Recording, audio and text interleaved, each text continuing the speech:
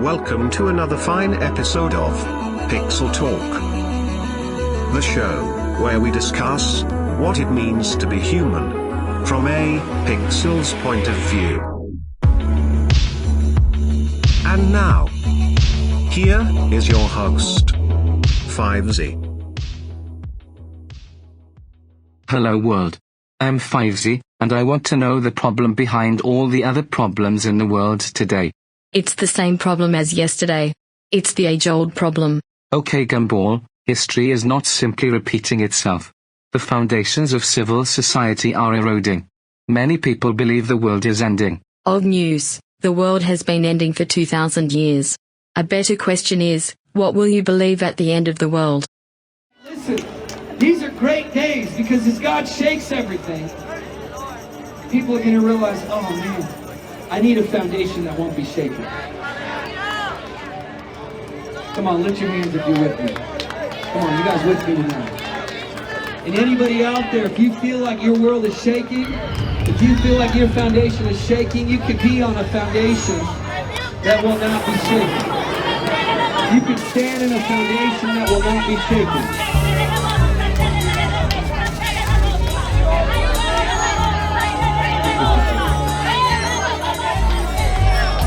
I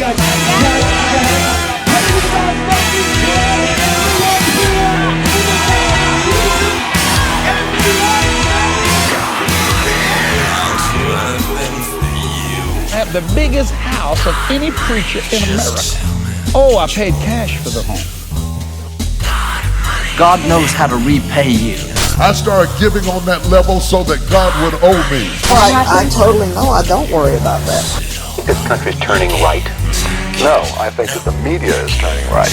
And I think that many of the people who get into office have gotten in there by wearing a pseudo middle of the road kind of a costume and then lean toward the right when they find out that the right is paying the freight once they get into office.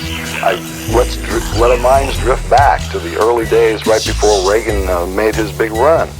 There was a deal made between the fundamentalist right and the Republican Party, literally purchasing the platform. If you stick the prayer in school on here, if you stick the abortion on here, money, the land of milk and honey will flow in your direction. Is that any different than politics of the Democratic Party, in which, all kinds of different interest groups had certain things they wanted to do?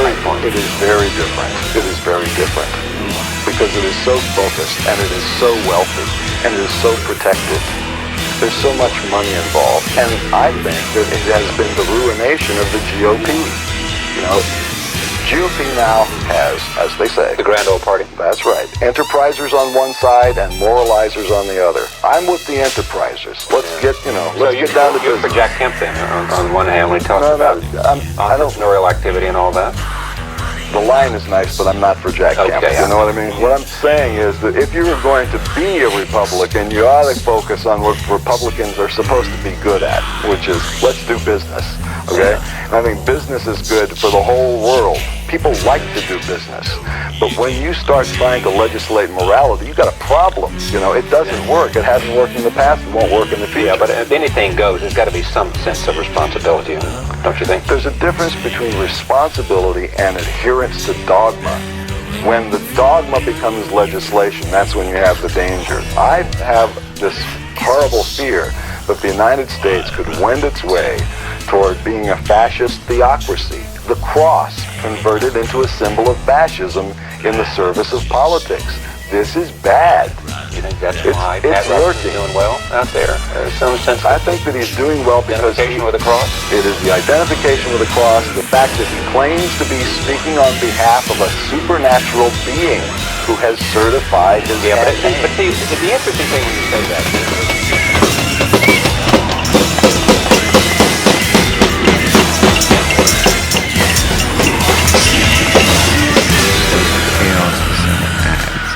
Social media sucks our blood for data brokers. The planet burns because of corporate interests, etc., etc. Talking about problems feels like an act of redundancy. Painful, maddening redundancy. Because these problems keep leading right back to the same place, over and over. Once you've followed these roads enough times, that destination becomes grotesquely familiar. It's like you've been there before. You've arrived at the same conclusion before. It's a bizarre feeling. You stand there certain you've been following a new road, a road you've never seen before, and yet there you are. The same pit of mud you were last time, and the same one you realize you will be in next time.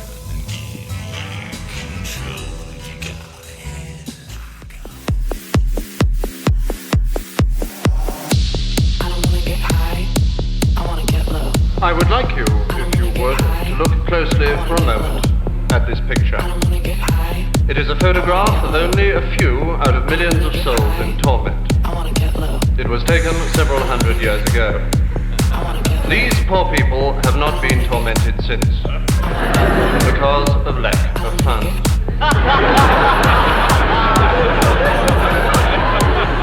You know, hell is a purely voluntary organization.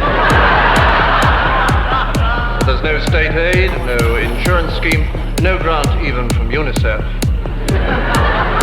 But now look at this picture. Heart-rending, isn't it? These witches of Salem have to be roasted alive on less fuel per year than you'll probably use in one day in the warmth and comfort of your own home. What can you do to help? Well, 10 shillings will maintain a rack for 2 weeks. Only £5 will assure eternal fire for one sinner for 6 months. Life's not much fun down here, you know, in the bottomless pit. We're not doing a popular job. We get a lot of opposition from the press. And still some from the church.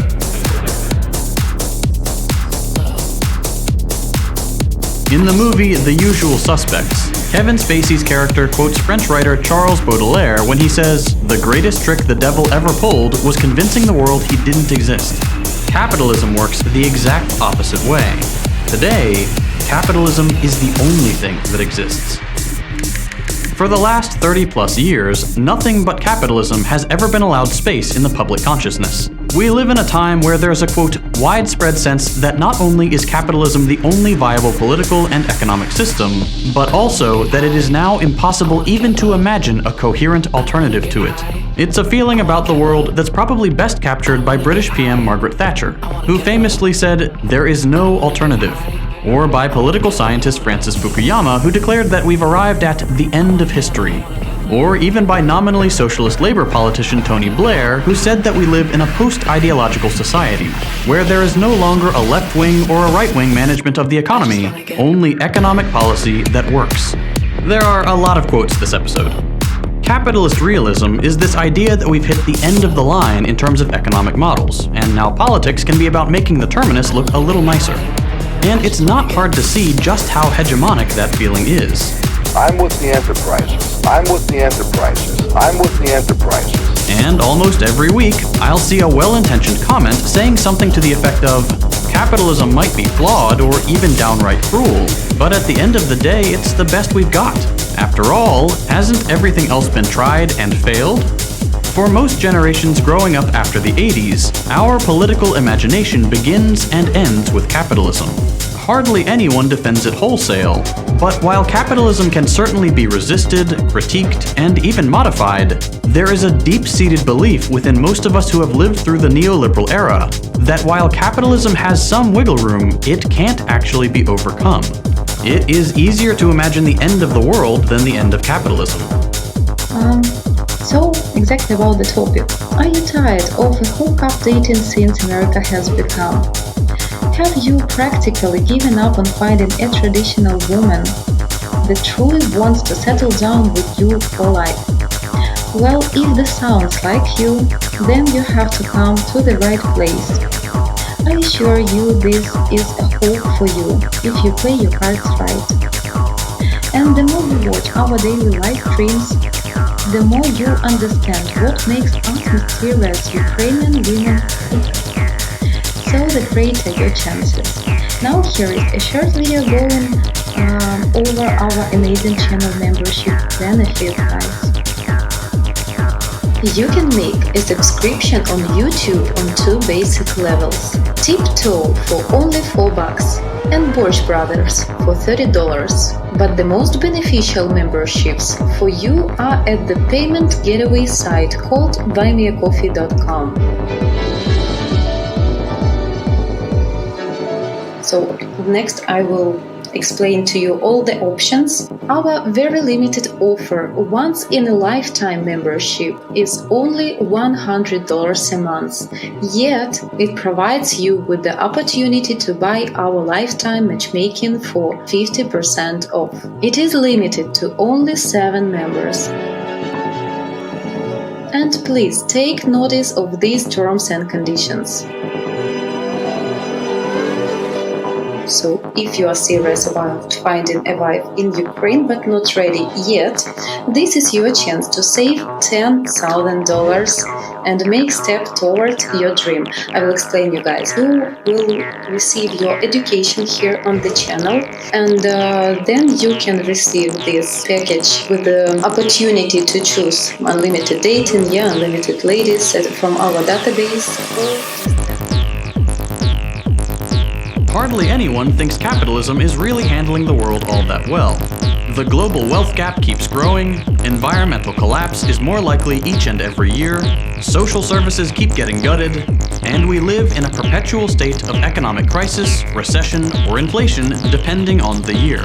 Things are pretty bad, and there are clear ways in which an economic model that seeks growth and profit at all costs, backed up by the most powerful governments in the world, at the very least seriously contributes to the mess we're in.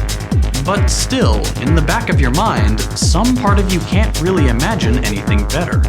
French philosopher Alain Badiou probably captured this aspect of capitalist realism the best, saying, quote, "We live in a contradiction, a brutal state of affairs, profoundly inegalitarian, where all existence is evaluated in terms of money alone, is presented to us as ideal. To justify their conservatism, the partisans of the established order cannot really call it ideal or wonderful. So instead, they have decided to say that all the rest is horrible. Sure, they say, we may not live in a condition of perfect goodness, but we're lucky that we don't live in a condition of evil. Our democracy is not perfect, but it's better than the bloody dictatorships. Capitalism is unjust, but it's not criminal like Stalinism. We let millions of Africans die of AIDS, but we don't make racist nationalist declarations like Milosevic. We kill Iraqis with our airplanes, but we don't cut their throats with machetes like they do in Rwanda." End quote. If things are bad, at least we should be grateful that they could be worse. And this is a very effective rhetorical strategy, because with this perspective we adopt over years of repetition, even critiques of capitalism can end up reinforcing capitalist realism.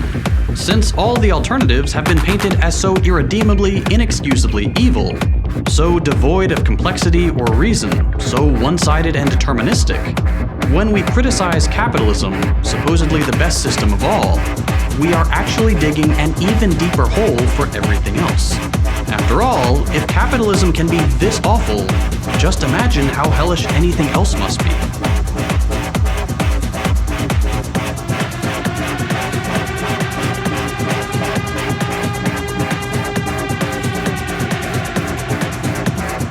I decided to go into mental health because I actually wanted to help people. But then, here I am in my master's, and it turns out that the reason people are doing so bad is because they're having perfectly normal responses to their environment. That environment being poverty and exploitation. Yes. And it's like, I don't want to be a therapist, because I'm supposed to tell this person that they're not having a perfectly normal response to their horrific environment. It's like if I teach them to cope in this unhealthy, toxic environment, that's just keeping the system as it is. So yeah, I'm not doing too great. Huxley feared that what we love will ruin us. And I have noticed, with increasing dismay, that a number of the predictions which were purely fantastic when I made them 30 years ago have come true or seem in process of coming true. Techniques about which I talked seem to be here already, and that there seems to be a general movement in the direction of this kind of ultimate revolution, this method of control by which people can be made to enjoy a state of affairs which, by any decent standard, they ought not to enjoy.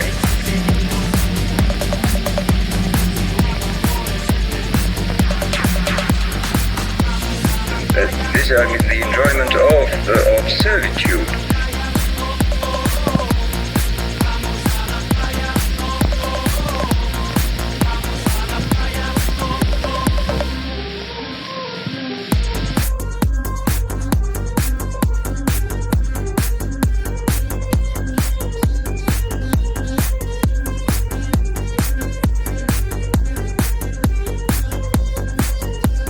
Welcome to your future, a digitally interdependent, hyper-connected, networked world.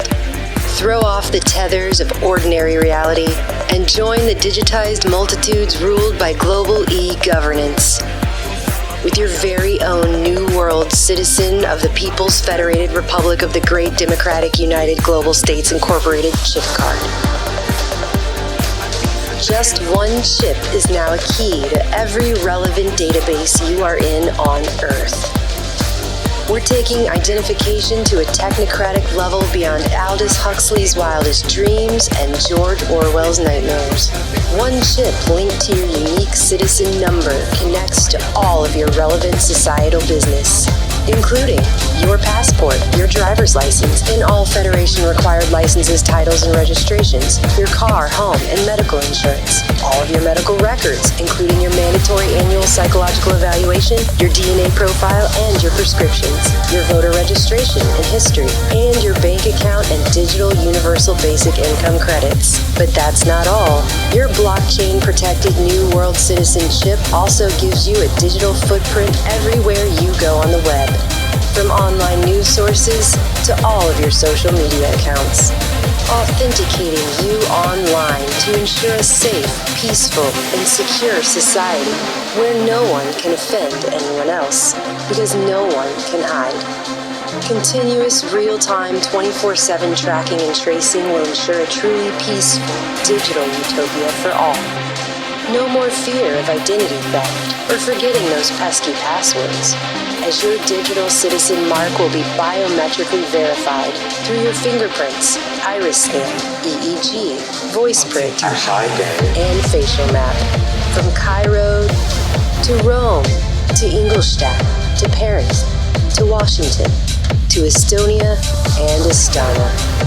From ocean to ocean to ocean to heck, all of the oceans. Being a digital resident offers you a new concept of freedom to be a global citizen under your borderless digital new world order.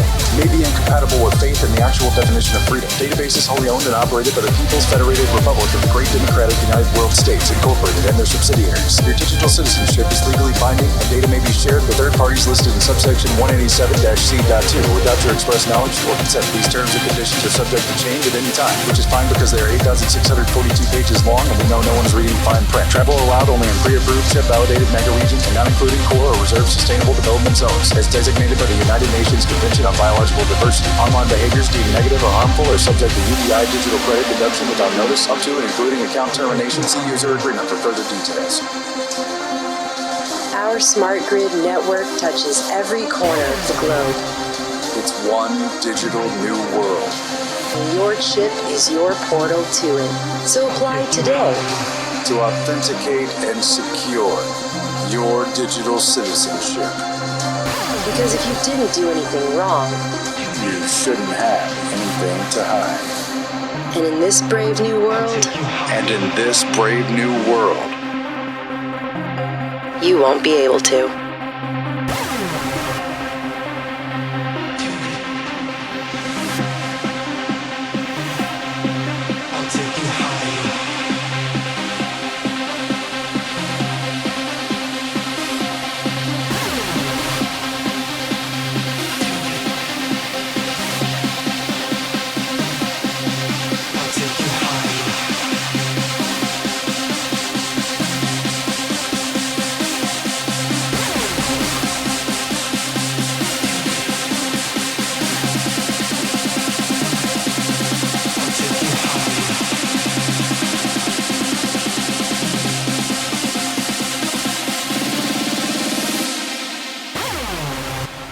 take you higher.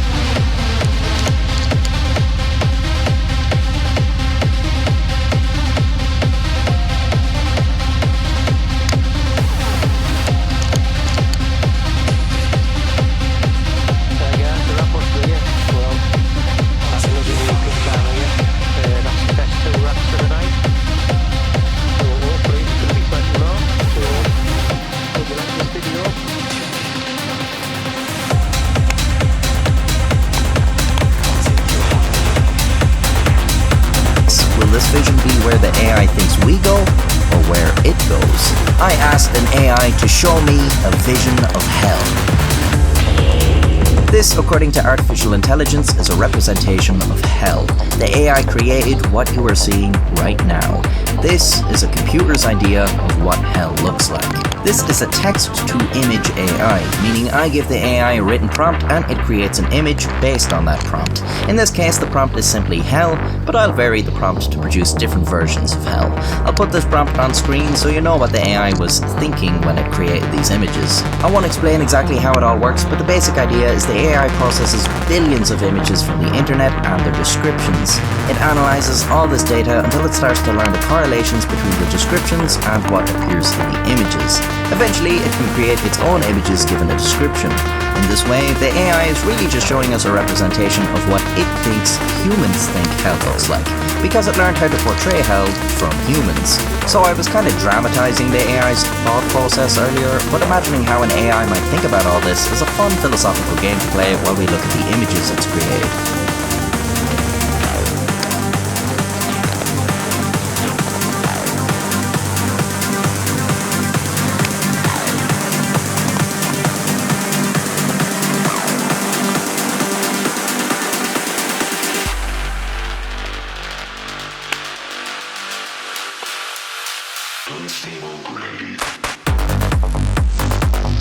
If you've messed around with the new large language models like ChatGPT, you have of course noticed that sometimes they are eerily clever and weirdly creative.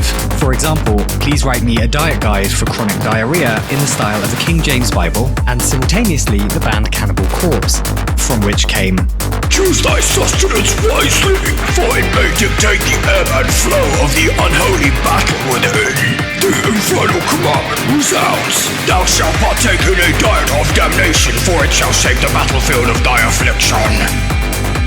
Pretty good for a machine, but there are limits. Misunderstandings, nonsense, outright lying. Bing Search quite reasonably once came out with, "Why do I have to Bing Search?" A question we could all do with asking. And that is because, as far as we know, when a large language model like ChatGPT begins a sentence, it's essentially just predicting the likelihood of the next word. It has no idea what the end of the sentence will be. Basically just hypercharged autocomplete. There's no intelligence going on there, it's just data sorting. But that was the same with Eliza. So what? Isn't just seeming conscious enough? Well, in the next few years, one of two things is going to happen, probably. Either these language models will hit a speed bump, or they won't. GPT-4 is built from allegedly around 10,000 GPUs and a cheeky $10 billion. And considering how much cooling that all takes, for about every 30 questions you ask ChatGPT, it glugs half a litre of drinkable water. That is a thirsty and expensive diarrhea jokes machine. If that remains the cost and resources for these systems to function, they'll probably get more complex, sure, but mostly stay centralized and specialized, and we'll lace up our booties for an AI winter, and that'll be that. On the other hand, if ChatGPT is just a proof of concept, and what it's doing can be simplified and run cheaply and less thirstily and distributed at massive scales, well, we would expect there to be homegrown versions of these, possibly millions of them at some point. What then? That isn't just a fun trick anymore, that's an emulation of human intellect. An emulect, if you will, which I will, so that's what we're calling it. And if you had control of an emulect like that, what would you use it for? Flat GPT? Why not? An emulect whose only goal is to convince as many people as possible across social media that the spherical model of the Earth is some kind of global, mass orchestrated conspiracy. It can argue compellingly in any language. It can make up sources, no one will check them anyway. Or even better, it can just write fake papers submitted to fake archives, a mountain of bullshit no one could possibly compete with. Or Bowler Hat GPT, a counterfeit digital assistant designed to woo and coerce you into giving it access to every hard drive and cloud account of yours, gathering as as much data as possible, convincing you to give it more and more access until hackers can take you to the cleaners. If it has enough information, it could just pose as your relatives, living or dead, your squeeze, whoever, just as long as it sounds human and knows enough about you. Or Cat's GPT. Actually, that's real and it's great. Or why not just break truth? Ming Bulak, GPT, little 90s disaster joke for you there. If you're a sociopathic corporation that just spills a load of oil in the ocean, well, why not just ask a large language model to flood social media comment sections with helpful questions like, did the oil spill actually happen? What if oil is good for the ocean, actually? What if the seagulls did it? Bro, you still believe in seagulls? Or if you're a tyrannical government, why not autocrat GPT? Say you like the look of another sovereign nation, why not just march your military in on spurious claims of land dispute or something? Then use your homegrown emulect to spam any public forum you can find about how you were pushed into it, or how the territory is rightfully yours, or whatever, just enough to poison public discourse. And if anyone tries to stand up to your horseshit, throw even more language models at them, question their credentials, smear them publicly, claim they fuck pencil sharpeners, doesn't matter if it's true, only that it's plausibly true.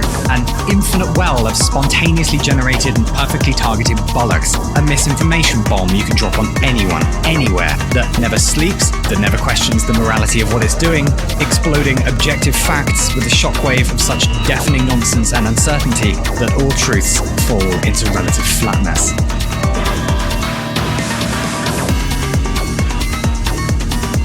Anything goes, there's got to be some sense of responsibility, don't you think? There's a difference between responsibility and adherence to dogma. When the dogma becomes legislation, that's when you have the danger. I have this horrible fear that the United States could wend its way toward being a fascist theocracy. The cross converted into a symbol of fascism in the service of politics. This is bad. And it's at this point that we're inclined to agree with the old man from the start of the movie. The world is rotten because the structure has fallen apart, letting people like Alex run rampant and terrorize society. And it's this sense of chaos and its terrible consequences that actually inspired Thomas Hobbes, as he described in his book Leviathan. Now, Thomas Hobbes saw nature and its lawlessness leads to the domination of the strong over the weak, the same as it is in all of the animal kingdom, with his famous words describing primitive life as nasty, brutish, and short. But it's from this setting of chaos that the desire for order takes hold. People subjected to it are more than willing to trade away their freedom for a rigid structure. And for Hobbes, the more rigid the structure, the better. His ideal government exercises complete control over society like an all-powerful Leviathan. It's only when everyone in society submits to one ruling body that peace is finally guaranteed. Otherwise, factions grow and infighting tears society apart. The problem with this account, though, is that it relies on Hobbes' assumption that human nature can be changed to conform them to society, because he almost sees people as machines, completely guided by external causes and effects. So by building a Leviathan, the people would naturally fall into place based on their own instincts of self-preservation. But the problem here is that human nature just isn't that simple. A good upbringing and environment can't really guarantee that someone will be good as well, as Alex has already shown us. We see Alex's home life in the next scene, as he effortlessly tells his mother that he won't be going to school.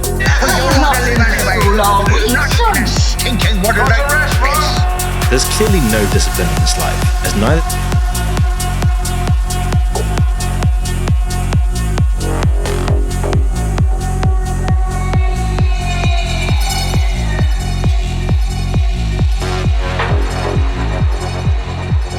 He walks through his house in underwear, where he stumbles across his correctional officer sitting on his mother's bed waiting for him. Now, the man tells Alex that he knows what he's been up to in the evenings, and that he's one step away from prison next time he's caught. But as the man is telling Alex this, he crosses the line from inappropriate to predatory, ending his lecture with a smack to the groin. And the last thing he tells Alex is key. The man says that the government and the state have been studying people like Alex for over a century, but they haven't found a reason for their crimes or a way to control people like him. Now, Alex isn't really paying attention to the correctional officer, or anything about the government trying to control people like him. This just doesn't really faze him. Alex thinks that no one can control him, no one can influence his mind, and so the next thing he does is go to pick up two young women in an almost comical scene. And as we transition to later in the evening, the Droogs are waiting for Alex outside his apartment. Now, by this point they've become discontent with their earnings, along with Alex's leadership. His disrespect towards the group has made the people feel resentful towards him, and so they start demanding a new way, with George in charge and Dim as his henchman. At first, Alex seems to capitulate, and they agree to pursue a larger score. But this is all a trick.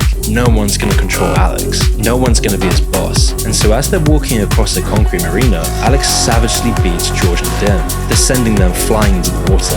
Then he rubs salt in the wound by offering Dim his hand, but instead cutting him with a knife. The slow motion dance of the violence combined with the music and the concrete landscape in the background makes for one of the most iconic scenes in the movie, because Alex is asserting his leadership in his mind. This seemingly shows that no one can control Alex. He's always going to be in charge, and he thinks that everyone will be happy to continue along with his plan. And so Alex and the group decides that they're going to attack a wealthy yoga instructor who lives alone in a country mansion just with her cats. We then cut to the woman in question, who hears a knock at the door. At the door, it's Alex trying the same trick he used before to get into the writer's home. But this time, the woman doesn't let him in and calls the police because she read about the attack and his tactics in the paper. So Alex finds another way in and confronts her in her home, where of course they get into a fight. Now Alex is mostly toying with the woman until he smacks her with a phallic sculpture, but because she called the police, suddenly Alex hears sirens in the distance, so he scrambles through the front door. But this isn't the only hurdle in front of him, as the Droogs are waiting for him. They abuse Alex. All the pain, all the phony control, all the hatred they have for him allows them to beat him bloody. They smash a bottle over his head, leaving him for the police. And the police aren't going to be too kind either.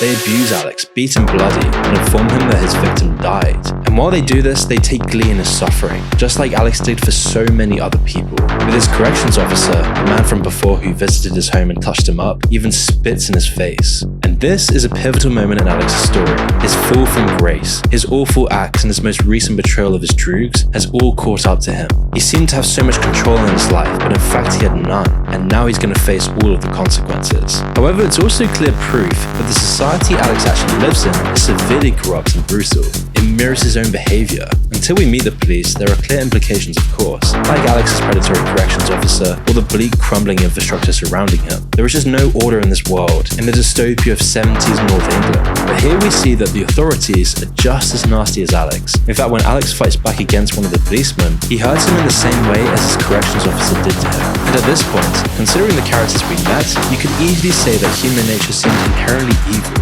or at least self-centered. It's twisted, it's sadistic. There is no binding spirit. Society doesn't even exist here. There is no community. In Alex's society, the imbalances of power and the lack of oversight necessarily leads people to abusing their power in the worst ways imaginable. No one has any control. It's like a twisted version of Hobbes' ideal society, where the power of the state actually creates a brutal free-for-all. Violence makes violence. Alex has been set up to fail. Alex has always been set up to fail since the beginning, and the state only responds to chaos with increased force and pressure, instead of actually trying to get to the roots of why people's lives are so miserable in the first place. But as we see later in the movie, these corrupt institutions are often ineffective, fueled not by justice but by vengeance and sadism. The policemen that arrest Alex don't care about his victim. Alex's correctional officer even laughs when he tells him about his victim's death, as these corrupt institutions only get more power from the misery, all while making people's environments harsher and more unnatural.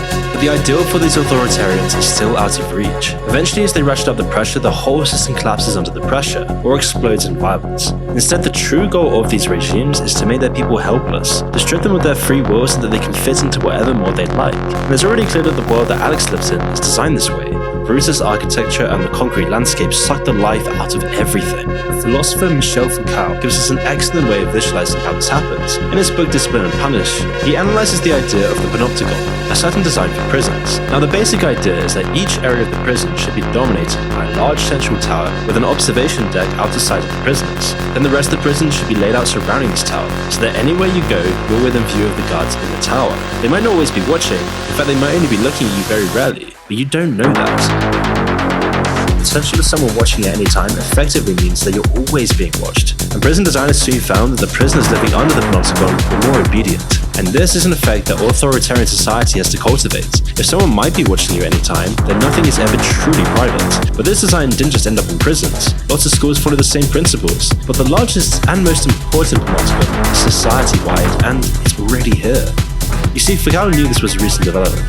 The Enlightenment and the Industrial Revolution created our modern ideas of liberty and freedom, but it also gave the states more tools to become even more authoritarian. As we found out, the modern age has given states unprecedented control over people's private lives, and it's this blanket psychological control that is so worrying about the recent history of surveillance. And phone cameras are just one aspect of this, where every embarrassing moment or mistake of your life is recorded and immortalized for the rest of time. But the person who actually owns the phone isn't the only one watching. If these cameras were completely safe and private, why would Mark Zuckerberg himself tape over his webcams? Why would Steve Jobs not allow his kids to have iPads? That's not even mentioning the massive security cameras in every street corner. I mean, the UK alone is estimated to have around one camera for every 11 people, whilst China is aiming for one government camera per every 2 people.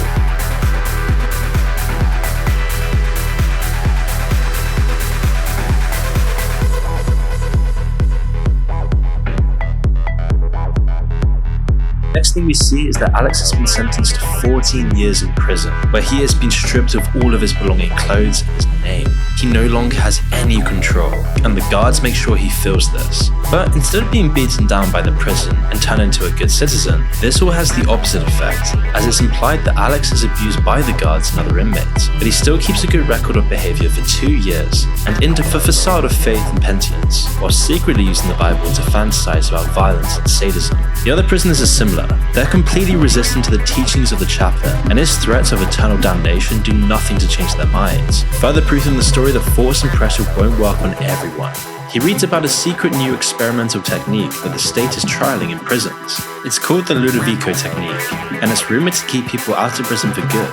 But Alex is interested just because he wants to cut his sentence short.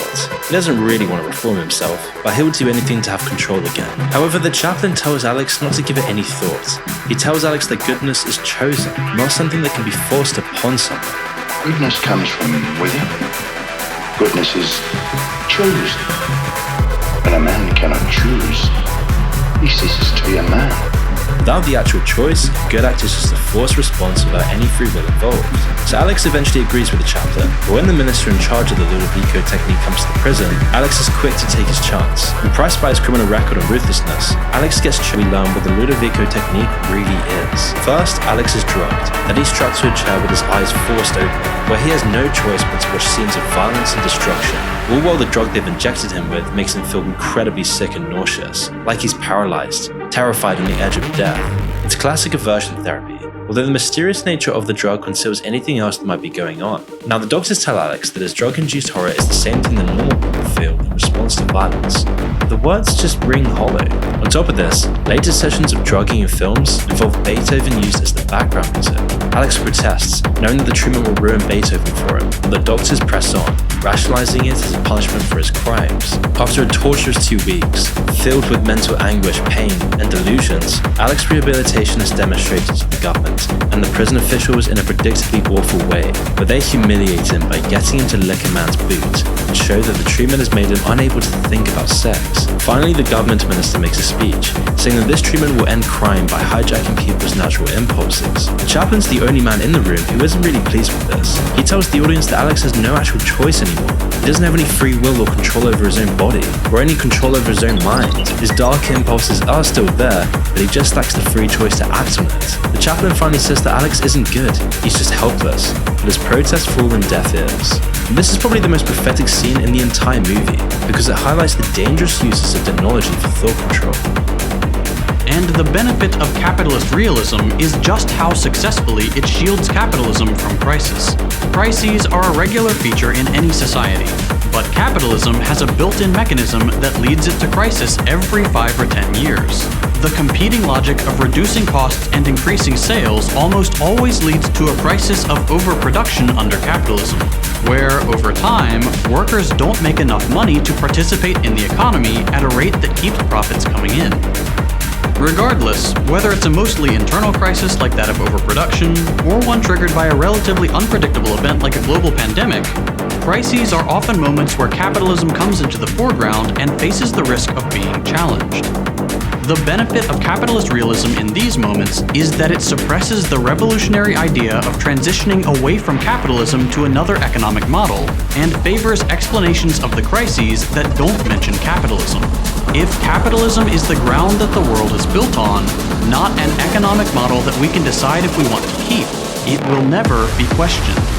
And fascism in particular is an ideology that benefits from this aspect of capitalist realism, since it works by attributing any problem in society not to a structural feature of that society, but to its corruption by some outside group of quote-unquote wrong kind of people. To quote Todd McGowan, fascism views the crisis as an anomaly that one might repair, while emancipatory politics sees the crisis as the moment at which capitalism reveals the truth of its distortion. And just to be clear, here repair is very euphemistic. Repair to a fascist means killing, deporting, or imprisoning those whose identity has been selected as the cause of the distortion and crisis. Capitalist realism can quite literally stop us from seeing the root of some of our problems, and can either lead us only to band-aid solutions or genocidal cataclysms. So, how do we combat this idea that capitalism is all there is?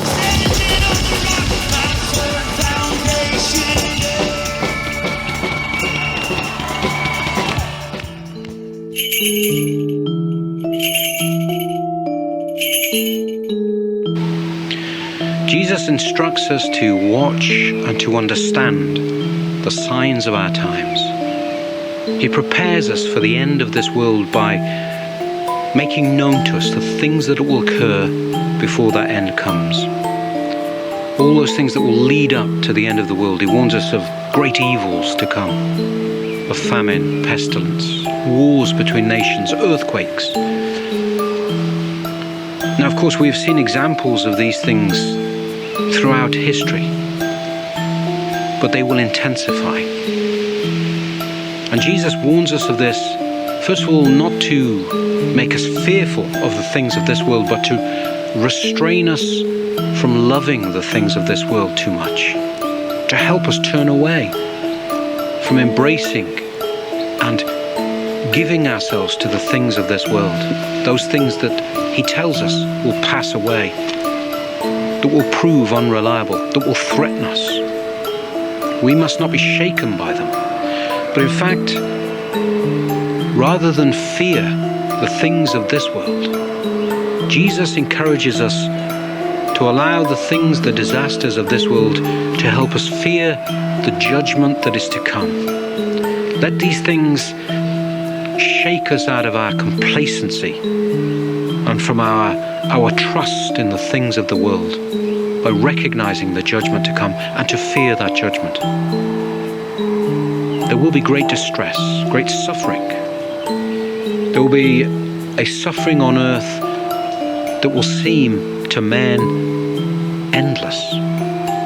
There will be no obvious solutions to the terrible sufferings to come, and a madness of hopelessness will fill men's hearts, preparing the world, of course, for Antichrist, who will appear to have the solutions, the answers to the worldly problems.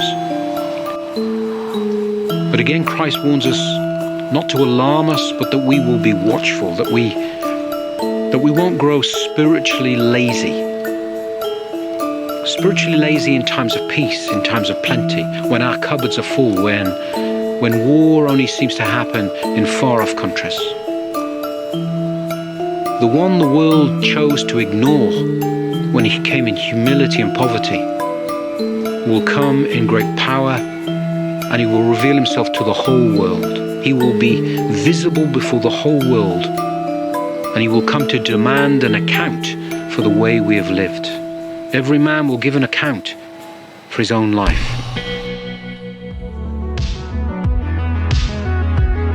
Thanks for watching. Pixel Talk will return. Visit tigler.com for more art, apparel, and things yet to be revealed.